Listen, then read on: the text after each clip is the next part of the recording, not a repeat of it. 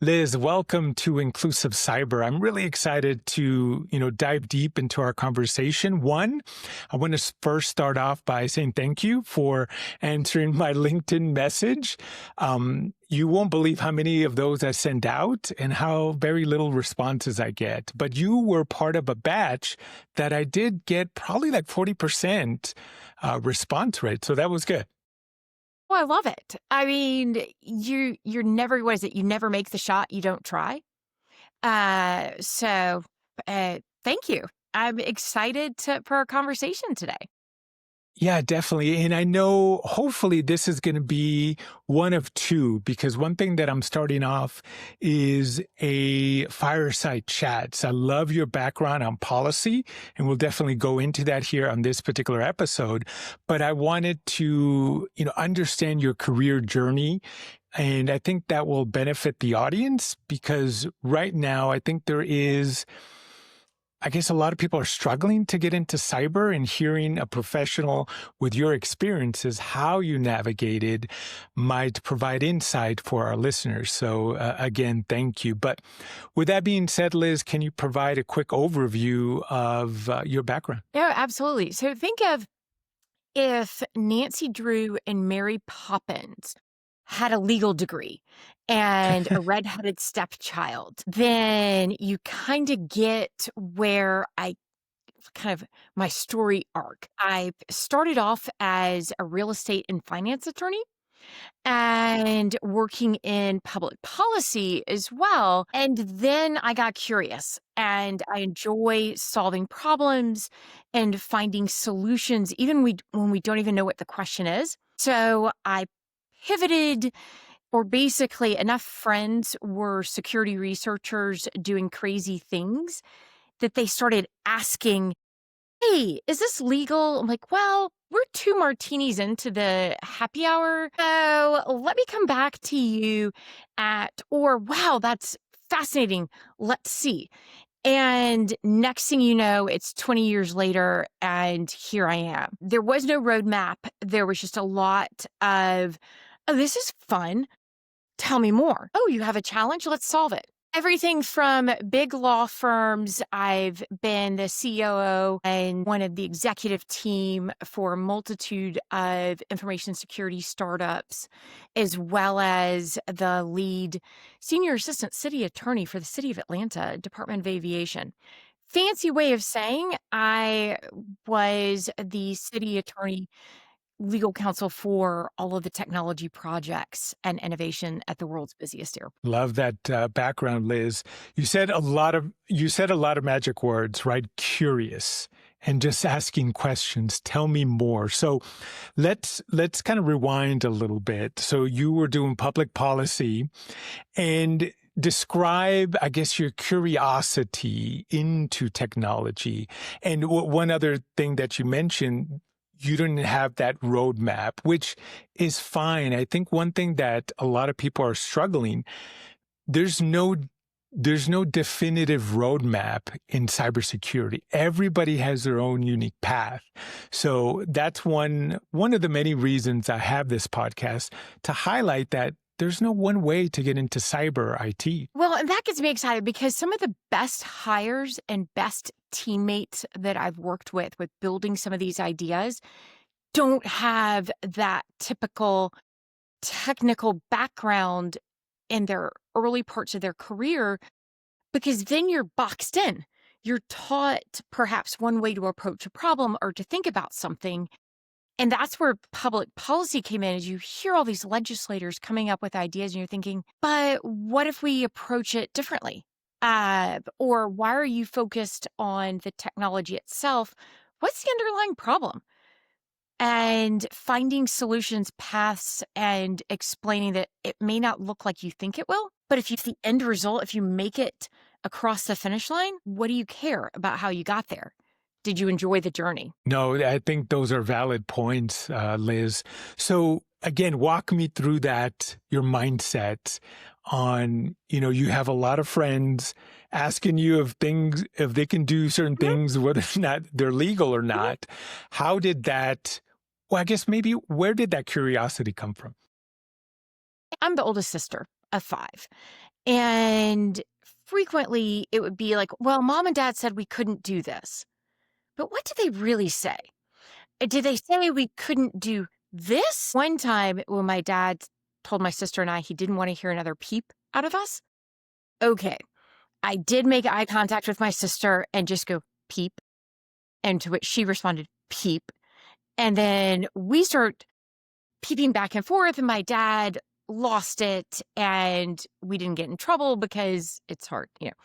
So it's that kind of thing. It's like, well, what if I want to go war driving or doing this stuff with my drone? Is that legal? I'm like, well, sniffing isn't illegal, but you're going to do it on a drone in the air. So let's dissect all of that. And if you're not allowed to do it, where do we get tripped up? Like, what is well, actually, like, well, dad, you said we couldn't do this, but what if we did this? And that kind of starts the ball rolling. Then you end up with, no, here's the ways you can do it. But instead of arguing this, why don't you go this path? And it gets to be fun. I mean, you're solving challenges or answering questions without the constraint of, well, my professor said we need to approach it this way. Right. It's like, what? Yeah, I love that. And I think that is desperately needed in IT and cyber because a lot of people kind of follow that line where they're being told what to do and they're not thinking creatively. Walk me through, your, I guess, foray into a particular employer where you started, diving deep into these technical challenges and problems and how you approached them, and maybe give an example of how you were able to overcome one of the problems that you faced. First deep dives was as friends are asking me questions. I went to one of the partners at the law firm and said, this is fascinating. How can we help? They're not, and this was a big law firm where most of the clients are large corporations, or when you're doing technology projects, it's huge investors. And I said, hey, these are folks that I think have a really cool idea. How do we do this? And it's like, okay, well, what do you know about it? Well, I don't know a lot about it. How quickly can you learn? So it's being willing to just dive into a subject. And as you found with the podcast, ask people for help, ask people questions, do enough research so that when you're coming to something, you're like, hey, I really like your background in this. I love to talk about. Then it's like, oh, okay, you've done a little bit of work. Let's get across the finish line. How can I contribute? So with that, it was a bunch of researchers that were looking into, again, the drone example. They wanted to do some RF technology. And this is back when the Internet of Things was really one of the buzzwords. And they're like, okay, we want to learn more about this. And I was like, all right, let's dive. Give me some resources, give me some starting points. And I would read as much as I could, find as many podcasts, and really just figure out different angles and not be embarrassed to ask questions where I'm like, yeah, I'm going to come in and just admit for y'all, I have no idea what I'm talking about, but what can I learn from you? What are you willing to share? And particularly in IT, cybersecurity, folks are willing to share their knowledge or at least give you starting points if they think you're truly interested. You also mentioned, I think there's a vulnerability in not knowing things, but I think in our particular profession, that's viewed as a negative, that if I don't know all these technical things or if my boss reaches out to me, I better fake it until I make it type of thing. But I think there's a authenticity to saying, hey, I don't know, but I'll find out for you. Some of the most fascinating contracts that I helped back when people were doing security testing, both pen testing, physical testing, and I didn't know any better. So I said, okay, what do y'all want to do? They're like, well, we want to do this, this, and this. I did not know that it was out of the ordinary to put in a rider on a scope of work that if they happen to hire a helicopter to rappel down to the roof of a building, that would be bizarre. I didn't know any better. I'm like, Yeah. okay, let's just do it. Because what's the worst they're going to say? No. And if you go in, it's like, no, it's like, okay. And then you go back to the client, it's like, hey guys, don't think we're going to be able to get this. Is there a different way we can frame it? Is there a different way to do it? But yeah, you don't know what you don't know. And it is. It's that if people come into the conversation with like, hey, I'm not sure how to approach this. Can you give me ideas? And show that you've done like, hey, I'm not just asking because I don't feel like it or not feel like it, but I'm curious. I'm just stuck on this point. You're right. I mean, that vulnerability of like, hey, what can I do better? Where can I take this? What don't I know? So as you were learning more about technology, doing those deep dives, and maybe even as, in your legal profession, did you have any mentors supporting you along the way, both probably in the legal profession and then as you transition and Mhm. asking, those hard technical questions? How did you navigate that space? All of the above. It's why when I receive invitations such as yours, I'm like, absolutely. How can I help? As it's recognizing that where I've been able to get in my career, I'm basically standing on the shoulders of those who've already done stuff. And so it's like, okay, we're a pyramid, we're a ladder. How can I provide a solid foundation for the next round of people? So being willing to take that time and answer questions and give people ideas. So with me, I had both mentors who were eh, in my career who were willing to say, okay, sure, learn a little bit about this topic. Do here's some ideas for how to get your thoughts and ideas out there. Like, write the blog post. We will give you a platform for that. Oh, you want to start a podcast, which good Lord, I really hope people don't, in which I know they will, but Buzz Off with Lawyer Liz. Oh, the first season. Oh, I was awkward. I had no idea what I was doing, but people were willing to take a risk. And so it's like, put yourself out there, go to the conferences, volunteer, get to know the people. Like all of the B-sides conferences or others, they need people to check registration. They need people to be a speaker ops, operations. They need those people to do that. Well, guess what? When you're doing that, you're sitting next to a subject matter expert whose research is about to be presented at a conference, and just even saying hi to them and seeing what they're doing, building that like, oh, hey, I'm looking forward to your talk on this. 90% of the folks will give you a good response. And if it's even 20%, hey, it's better than you came in.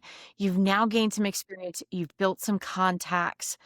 And it's also gotten you out of your kind of not complacency, but it's helped you build some confidence. Hopefully. If not, screw it. You tried. Yeah. No, everything you said, Liz, I definitely agree with. And you kind of anticipated my follow-up question with mentors. How do you find them? How do you engage with them? And, your recommendations about going to conferences, asking, talking, and just have that curious mindset, I think is definite key. But I know I get a lot of questions on LinkedIn, and not necessarily for me to be their mentor, but they ask, how do I do it? And then I think one of my previous guests mentioned, 3 times, reach out to somebody 3 times. If they don't respond by the third time, they're probably too busy, and don't take it personal. Move on Yeah, to the next person. absolutely.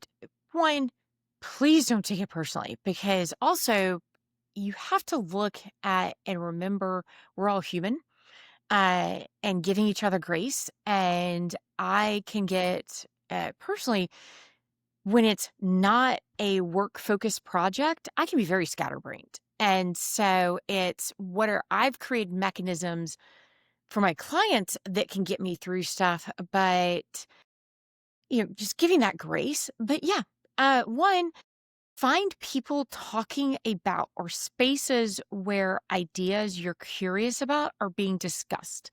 So LinkedIn is great, be it Discord, Reddit, any other. That's where I start dating myself. Certain like, Twitter, because I refuse to call it anything else. Blue Same. Sky, Mastodon, all this, but find the spaces where people are doing things you find fascinating, interesting in your career.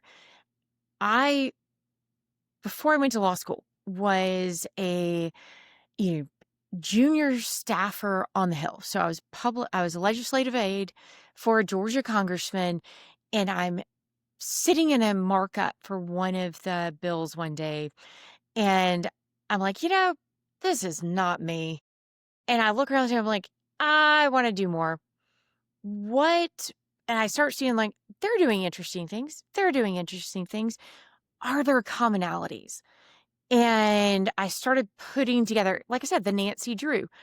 What are people doing things? Are people going into spaces, engaging in things, and then just listening, observing, and going, oh, huh, a lot of them are lawyers, but they're not practicing lawyers. They just went to law school.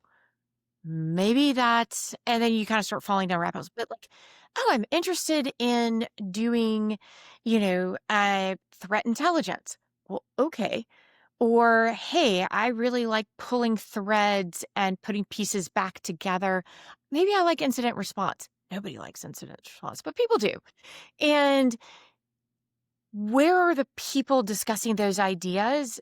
And just observe, listen, see, and find opportunities to engage with, give them feedback on, hey, I really enjoyed your article about this. Were there other sources that you just didn't get a chance to pull? Or what's next on your, and I find that kind of engaged questioning is a lot more successful for building those relationships. And it's just a conversation. All you're doing is you're asking them for their time. Yeah. And if you go in with, like I said, that pointed, uh, instead of, hey, I want to get into IT. Okay, cool. I wanted to be, well, actually, I didn't want to be a ballerina, but, I wanted a pony when I was 5 years old, and here we are. No pony. Hmm. But tell me more, what about it do you want to learn? What can I give to you? Let's go down that path. Yeah, I think at the end of the day, people have to do their due diligence before they reach out to individuals in our field. So it could be kind of that symbiotic relationship, and everybody is getting what they need. So let's transition. I'm curious about. I know we talked about this in our pre-call. So threat hunting and legal. So how did you get into that space? Was it just an evolution of whether or not you can fly a drone or Mhm. rappel, and remind me by the end, I have a story about that rappelling from a helicopter. So how did you navigate that evolution of your career? A lot of the researchers that I was working with or just got to know, the first DEF CON conference that I went to, I had no idea. I was invited. I'm like, sure, sounds like interesting. We're going to spend time in Vegas and there's going to be parties. Okay. I'll sit by the pool and read a book. And you just start getting to know and see people doing this work. I'll evolve that to where I'm now working in more of public policy and I'm working with state and local governments through my legal work. And we're seeing all these challenges of it's one thing if you're a billion-dollar multinational company and you have a breach and now you're trying to figure out. It's another thing when it's an already economically depressed county government. And now they're trying to figure out how to get out those community services to people who it's not, oh, I can't get on, like, oh, I can't access my gaming system. No, they can't access the check that's going to put the food on their table. And how do we get that information sharing? How do we get those resources to them and mix that in with my interests of, again, problem solving? It's like, all right, you have information. You have solutions that you're coming up with, even if it's those backroom conversations. How do I get you connected with my clients? Because the law firm that I was with at the time, we represented a lot of school districts and county governments. And then especially when I went to the city of Atlanta, you know, Oh, yeah. sure, the budgets look big, but at the same time, we're asking a hero's task of folks who are answering to a lot of different constituencies with these budgets. And especially with the airport, it's like, hey, how can we maximize that and level the playing field? And so from those conversations, here we are. Yeah, and that reminded me of the ransomware event there, and I think in Baltimore as well, if I'm not mistaken, when it Look, hit. I am not the harbinger of ransomware events just because I'm either working in that city or I have clients that I'm working with in that city. It has nothing to do with Pure the coincidence. timing. Yeah, those were extremely devastating. At the time, I was in government, and Mhm. you also provided an insight when it comes to, city budgets. Yeah, they might seem large, but every dollar goes to a certain thing. There's no extra free money to be spending around indiscriminately. So yes, all of those budgets are extremely tight, and I know that was a very difficult time for those two cities and other cities that were affected as Mhm. well. Um, so Oh, yeah. let's Oh, Atlanta was absolutely crazy because we're also expecting like, everyone was somewhat siloed, and you're asking people to suddenly become subject matter experts in different things. I had built these relationships over so that I could come in and sit there and say, yeah, this is probably who we need to call. Yeah, have we called them? No. Because at the time, nobody, like, there wasn't a playbook really that was honed for these. Now I feel like, okay, we've built these relationships and we've invested in these channels of things, but it's also the reminder for your audience. And don't forget, it's like the folks that I got to know in law school, the folks that I was friends with as a junior attorney, you never know where they're going to pop up again. And you never know where that person that you volunteered next to or that person that you both worked the help desk next to each other, you're going to have different career paths. You're going to have different journeys, but you're in these circles for a reason. You've been there. So you never know when you're going to call the partner in government and say, hey, I know this isn't your area, but if I say the following to you, who who should I be talking to? I know it's not your thing, and that will carry you far. Yeah, it's all about networking, right? And just leveraging that. So I definitely agree with you, Liz. So let's transition into what I always dub, and maybe I need to change my vernacular on this. The phrase of the millennia, right? Generative artificial intelligence. So I always ask my guest a two-part question. So first, think macro. Is Gen AI good or bad for society? And more micro, is it good or bad for IT and cyberspace? And here's a caveat, because you are in the legal profession, you cannot use the legal term, it depends. Darn. Because it really does. And a lot of it goes into being intentional and understanding what it is and what it isn't. Uh, and i- so in some aspects, it's great. Can it automate and make some of the more mundane checklist kind of things that we do easier? Because that frees up. But they're only easier to the extent you actually know enough. It's like know the basics before you start putting it in to one of the startups I'm working with, in a very vulnerable moment, one of the tech teams on our stand-up call says, yeah, I had to scrap a bunch of code. And we're like, oh. It's like, well, I started vibe coding. And I'm like, oh.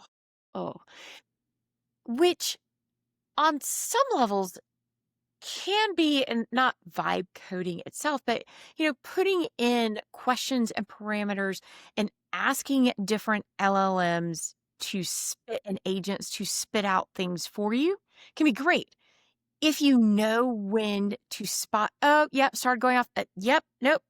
Pause, pivot. Let's fix this. Stop Yeah. going here. But if you don't know the basics, then you don't know where it's gone wrong. And then you suddenly end up with a legal brief because you didn't have time. And there's been some recent court cases where lawyers went in, submitted briefs, and then had to admit to the judges, yeah, none of the cases I cited were legit. I didn't have time. I didn't cite or I didn't check the citations on any of them. Like, mother, what? Like, wow, that's bold. That is bold. So knowing enough, like knowing, okay, I know what it's good for, Yeah. but, garbage in, garbage out kind of still goes to if that particular agent wasn't created for that thing, then you don't ask the mechanic for a wonderful French souffle recipe. Well, maybe you do, but generally, like, know what you're asking, know what you're expecting, and then it's great. But if you don't, you're going to end up crazy. So I know that's a Yeah. long way of saying it depends, but Mhm. yeah, No, I love that recognize what you're asking and what you're using it for. and I think that's where, kind of my personal take, that's where the dangerous part, right, Hmm. comes in, where you think you know enough and you're like, yeah, this is good. And in certain cases, it might be, innocuous, but if you're Hmm. taking, a particular piece of code, which I think code is already inherently vulnerable because Yeah, it's yeah. human created. Now you're adding script kiddies or people that don't know anything like to code. And then, okay, let's push that out to the internet. Let's create an app to make Hmm. money. And then that's where kind of things start falling apart. Well, way back in the day, we're talking 15 years ago. I was judicial counsel for state legislature, and all of a sudden, all of our systems started going down one day. So I get a text from my boss who was sitting on the chamber floor, and he's like, Liz, is it Russians? Is it China? Is it this? I'm like, no, McAfee pushed out bad code that has now sent us into a death loop. Poor QA, before pushing it out, led to where we are. And so, no, there's nothing nefarious. It's just crappy code. Give them, they'll have a fix, but until then, we're gonna have to go to pen and paper. And understanding, like, push, you never push it live without testing. But these are not new problems. And so if you're blaming it on, oh, no, we've always struggled with this. It's just recognizing that AI isn't magic. Um, and it's not going to fix that, which is always the same issues are still going to be there. And knowing enough to recognize, like, hey, let's test this in a couple of test environments first. Just It's worth it. It's worth it. Measure twice, cut once. Yep. Don't shut down state governments all across the country because You push out bad code Yeah, and and then that don't blame it on reminds the intern. right. And didn't that happen last year, I think, as well? And I don't like mentioning vendors, Right? or at least me personally, but yeah, you're right. You're right. And Um, it's gonna happen. I love our fascination. Maybe it's just psychological that we go straight to the master villain. Oh, it must have been them. No, I just, and I love, like, it frequently does that, and then you have to and then, of course, you feel silly when it turns out, "Oh, maybe this wasn't nation state. Maybe this was just the calm or scattered spider, take your pick." But maybe it wasn't because they were doing this. No, they just had a beef with each other, and somebody was trying to get into a contest of retribution for some perceived slight. But yeah, it is kind of fun when you have to go, nope, nope, this time it really was. do you think, or I guess let me ask you a question. If somebody comes to you in our space, in our profession, will AI take my job? How do you answer them? Maybe if you're lucky. And, well, and part of it is you think back is this an opportunity to, if it does, what else can you do? Maybe a door is closing, but that doesn't mean that you're now stuck in a box with no exit. It just means that, okay, what can you do? What is the essence of your job? What aspects of it can it not do? Or is this an opportunity because it's not going to take every piece of everything? Going back to the coding aspects, can it start to piece together some rudimentary aspects? Can it show you some new ways to look at how to structure and solve for different things? Yeah. But now you get to learn those things, or now you can focus on something else. I always have to remind people nothing's promised to us, nothing's guaranteed. Uh, I have been, for better or worse, I've been through legal downturns. Startup life is wild. All of those different things. If you become paralyzed by the fear, that's where you're going to get stuck. Sometimes the universe is trying to push you in a different direction and you're just not listening to it. So it's going to throw you out of that nest, baby bird. If it does, what next? What else can I do with these skills? Don't think linear, think bigger. I've learned how to do great project management. I've really gotten good at finding strategic solutions for things on a shoestring budget. I know how to manage people really well, or I can deal with very angry customers really, really well. What else can I learn? What else can I do in 6 months to get me towards something else? Hmm. That's great advice, Liz. I think a lot of people struggle and maybe they just get paralyzed for whatever reason. And maybe they're just not being creative.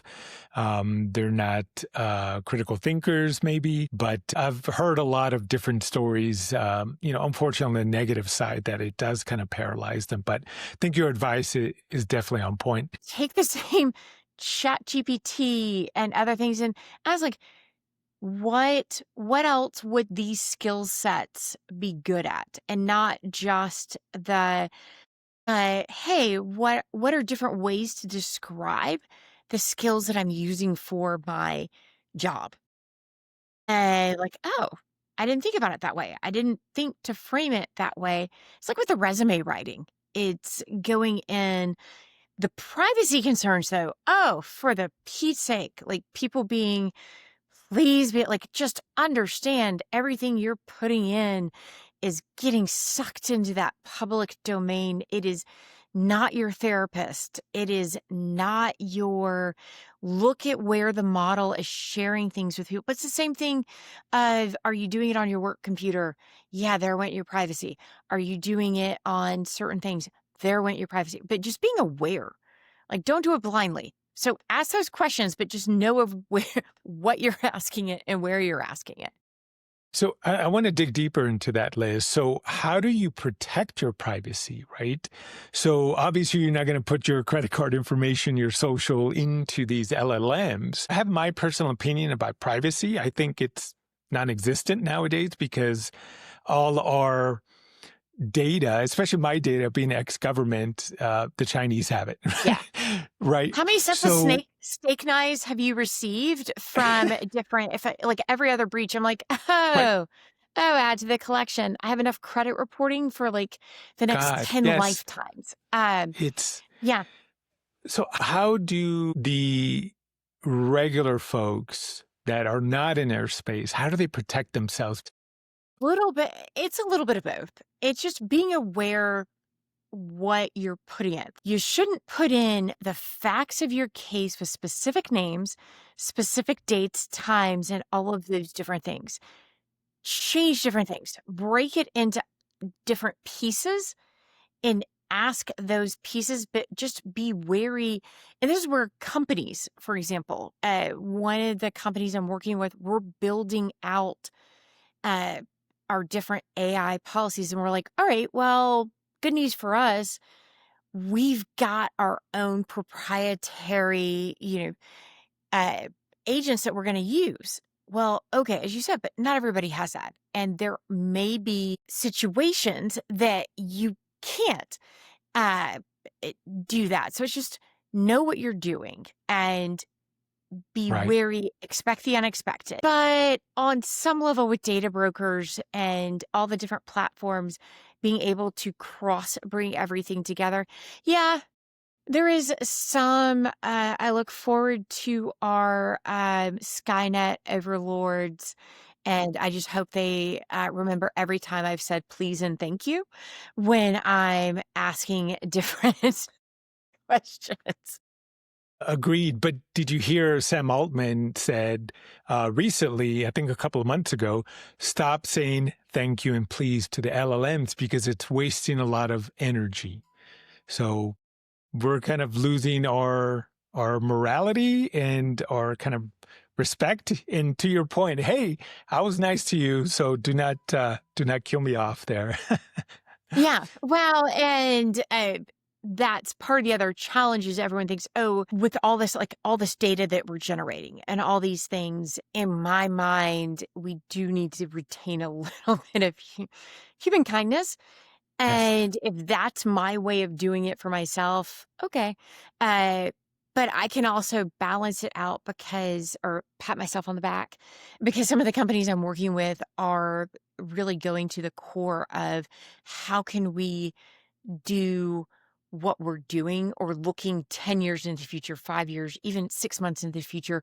How can we do this better with less, faster, using fewer natural resources and burning it out? I hope they succeed, and I'm doing everything I can to help them succeed. Mm, definitely agree. So what is what is your perspective with the end state? Where do you see this industry when it comes to Gen AI in 5 or 10 years? What is the world going to look like? Oh, I have no idea. And isn't that fantastic? Some of the challenges we're facing today, and everyone's like, oh, it's the world is burning. It's going to be, I'm like, yeah, wow. But you understand we've been asking these same questions. Uh, for those who are policy nerds, go back and one of my favorite BBC, I think it was BBC show, is start off as Yes Minister and then Yes Prime Minister. And you go back and watch some of those episodes and some of the challenges they were dealing with in the 80s are questions of data privacy. And hey, we're collecting all this data. What are we going to do with it? And hey, how do we influence all these different things? And one of the questions was polling. I hate to tell you guys, some of these questions aren't new. Some of these challenges aren't new. So don't panic. Back to the Future promised me hoverboards, Yeah. and the Jetsons promised me flying cars. And we've yet to really get mass transit that is uh, autonomous, Right. drone safely. Some of the issues I was writing about and working with legislators about on drone technology and unmanned systems uh, back in 2015, 2016, we still haven't solved for, including the use of unmanned systems for drone deliveries and the emergency response. I mean, Yeah. eh, if we haven't solved for that, I don't know that I'm going to fear where 10 years from now yet. No, that's a fair point, Liz. But it's always a game for me, just what people think on where we're going to be, and obviously Hmm. nobody can predict what's going to happen in an hour from now. But Right. Well, I mean, Skynet's already launched. So at this point, so you're referencing, by the way, just kind of going a little off script. You're referencing a lot of movies that I really like. So you mentioned Mary Poppins and now the Terminator, which are two right. diametrically opposed, um, you know, themes in movies and Aren't films. they? There, Because Mary Poppins, when the wind blows, there's somebody somewhere, something that was tracking that it knew the Banks family needed help, needed outside guidance. So the winds blew Mary in. And when the problems were solved, the winds changed and she left. And I also would love to go have like the whole laughing and having tea on the ceiling. Why don't we get to do that? Where's that? that that would be awesome, definitely. But I guess where I would probably disagree, Mary Poppins isn't out to destroy humanity versus the Not Terminator. yet. There, so Not yet. I but have seen the what was it? The take someone did where like turning Mary Poppins into the horror movie. my God, Uh is that the like AI that, what slop was it? or Like Bloody something? Mary like Oh my God, I'm gonna have yeah. to look into that now, or maybe I shouldn't. That's gonna ruin my No. childhood. No, no, no, no. It's just like a movie preview. I don't think they actually Hmm. Winnie the Pooh though. That a lot of the intellectual property started to expire or wind down, and so Hmm. there is the Winnie the Pooh horror movie. Now, don't. Interesting. Yeah, I will not watch that either. So one final question. Well, two more actually, Liz. What has surprised you most in the industry so far? I guess biggest surprises is how some of the same questions, like really, we haven't solved for this yet. This is still the same problem. And it seems like all we're doing is kind of adding on. So that's why when I think of AI, I'm like, all right, if we can automate some of this and take some of these questions off our plate, that would be good. But it's I really thought we would have had a solution for this. Love that. So this is actually the last question. I always end the podcast with this question. And I pulled it from a podcast called Consulting Success. Mhm. And the host always asks the individuals that are starting up their consulting firm, kind of boutique consulting firms, what book have you recently read that has resonated with you that you want to share with the audience? And now I've also added podcasts because somebody actually told me I don't read books. I'm like, oh man, what do I do here? They do listen to podcasts. So I've added the podcasts as Well, and when it comes to books, I'm a bad person to ask for those because I like to it's kind of my escapism. And if you hadn't picked up on my whole Nancy Drew, I love mysteries and humor, the Thursday Murder Club, those books. I'm in the second one now are good. So I like the kind of sillier, light humor because we all need something. We need something that is not work focused yes. all the time because half the time, and even with movies, that's how I start like, oh, well, let me like that's how I start putting pieces together because I've gotten myself out of it's like if you're ever stuck on writing or doing something, it's like pencils down, put the keyboard away, go touch grass, go do a load of laundry, go do something. But when it comes to podcasts, product market fit is one that some other startup founders had recommended. And the reason that one resonates is it's conversations with founders or other people who are key to startups where they're willing to be vulnerable and say, yeah, our idea started off with this. And good God, were we stupid? Or was that absolutely backwards? But here's what we learned from it. Or gives you new questions to think about where sometimes they pivot, sometimes they don't. It's fascinating to hear how an idea started. You're like, really? That's how that one started? No, Yeah. I would never thought of that. And I like that honest conversation that you get. And of course, everyone always has the script that, their PR team gave them. But podcasts where you're getting those ideas that they're willing to go off script, like yours. Yeah, no, thank you. Thank you. I'll definitely make sure to put those two resources in the show notes. But Liz, this has been an awesome conversation. I'm looking actually forward to our fireside chats where it's all unscripted. I'm a little bit more relaxed. Do a deep dive into AI or whatever topic that you want to get into. I'll give you the last word. No, well, thank you so much. And it's just a reminder for anyone who's listening and thinking either the AI is taking all right, it's time to pivot, it's time to do something, or they're bored, or they just like a challenge. Don't be afraid and reach out to people, start those conversations, and create your own momentum. Being willing to do that and understanding that at the end of the day, we really have all been there in something we've done.